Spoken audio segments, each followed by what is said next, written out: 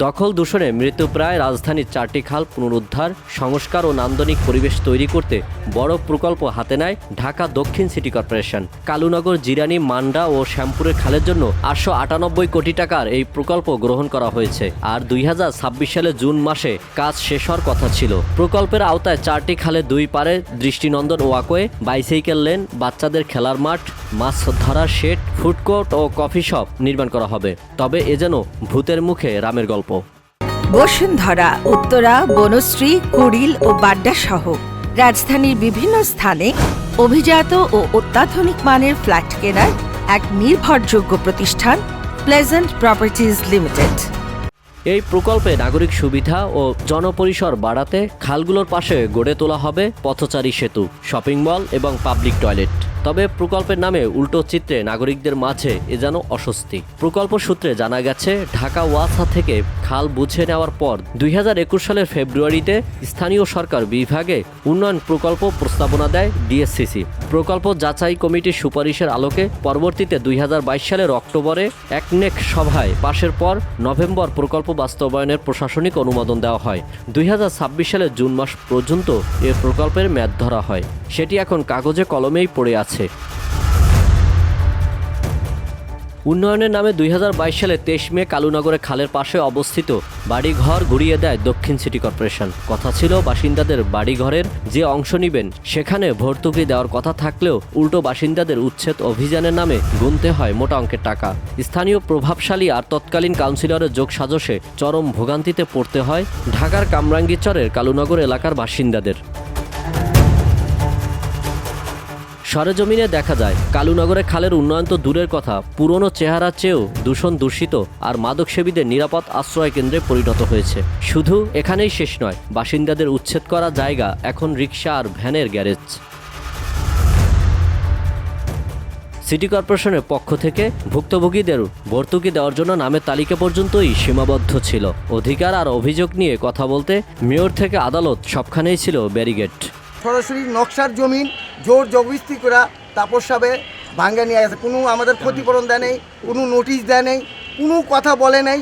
এমন 3তলা 4তলা বিল্ডিংগুলারে জোরপূর্বক আইসা সিটি কর্পোরেশনের থেকে আপনার গিয়া ওই ম্যাজিস্ট্রেট আইনা দাঁড়া করা, পুলিশ আইনা জোর জবরদস্তি ভাঙ্গা এগুলা নিয়ে গেছে। জি না, আমরা খাল দহর করে কেন করব? আমাদের নকশা আছে, RSCS এবং মহানগর সবই আছে। ভেঙে দেওয়ার কারণটা কি? ভেঙে দেওয়ার কারণে এরা জর্জবস্তু ভেঙছে।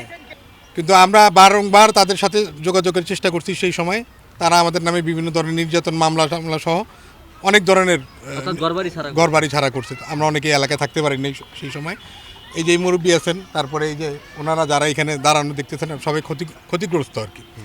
কালুনগরে ডিএসসিসির এই অভিযানে অসংখ্য নাগরিকরা তাদের মালিকানাধীন সম্পত্তি হারিয়ে অসাধু চক্রকে দিতে হয় মোটা অঙ্কের টাকাও। প্রথমে এরা 3 দফে আমাদের জমি নিছে। প্রথমে যেমন আমার নিচে 8 ফিট নেওয়ার পর একটা সীমানা পিলার দেওয়া হয়েছিল।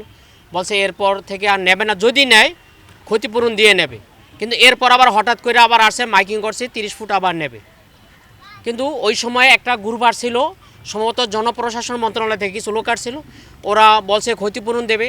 কার কতটুকু জায়গা ভাঙ্গা হয়েছে, কত ফিট, কতটা রুম ছিল, কত টাকা ভাড়া আসে, কতজন সদস্য থাকে, এইসব বুঝে আমাদের থেকে এই সিগনেচার নেওয়া হয়েছিল। কিন্তু এরপরেই আমাদের এগুলি সব ভাঙ্গা দেওয়া হয়েছে। আর ভাঙ্গার সময় আমাদের কোনো সুযোগ সুবিধা দেওয়া হয়নি। এখানে আমার কাঁচা ঘর ছিল, টিনের ঘর ছিল, ভাঙ্গা লাগছে ওনারা, ভাঙ্গা তারপরে এই পিলার করছে। তো জিজ্ঞেস করতে কোনো উত্তর দেয় না, খালি বলে বড় ছাড়াইব, সামনের সপ্তাহে তারা জিজ্ঞেস করবেন। হ্যারে জিগাই কয় তাপস সব জানে, এগুলো আমরা জানি না। উচ্ছেদকৃত এসব জায়গা এখন অনিরাপদ আর মাদক ব্যবসায়ী ও সেবীদের আশ্রয় কেন্দ্র। এখন আমরা এলাকা হিসেবে আমরা খেতেছি। এখানে তো কোনো দলীয় কোনো নেতা যুক্ত নাই। না, দলীয় কোনো নেতা কোনো যুক্ত নেই।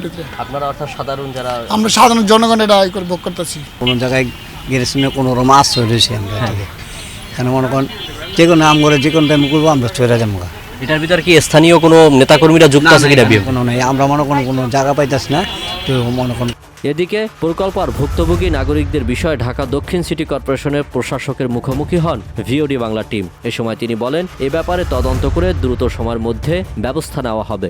কোথায় কী হয়েছে এটার জন্য তদন্ত করে তারপরে কি করা যায় বা কি করা হয়েছে সেটা পরবর্তীতে আমি জানাবো। পুরনো ঢাকার যে ঐতিহ্য আছে, যে কৃষ্টি, যে সংস্কৃতি, এটাকে আমরা ধরে রাখার চেষ্টা করব। পুরনো ঢাকাকে আধুনিক যতটুকু সুযোগ সুবিধা দেওয়া যায়, ইনশাআল্লাহ নির্বাচিত হলে আমি সেই ব্যবস্থাগুলো নিশ্চিত করার চেষ্টা করব।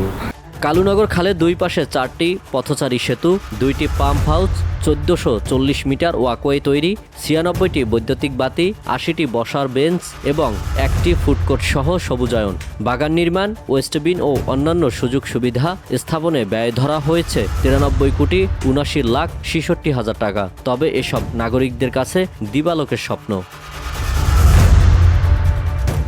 আল আমিন এম তাওহিদ, ভিওডি বাংলা, ঢাকা।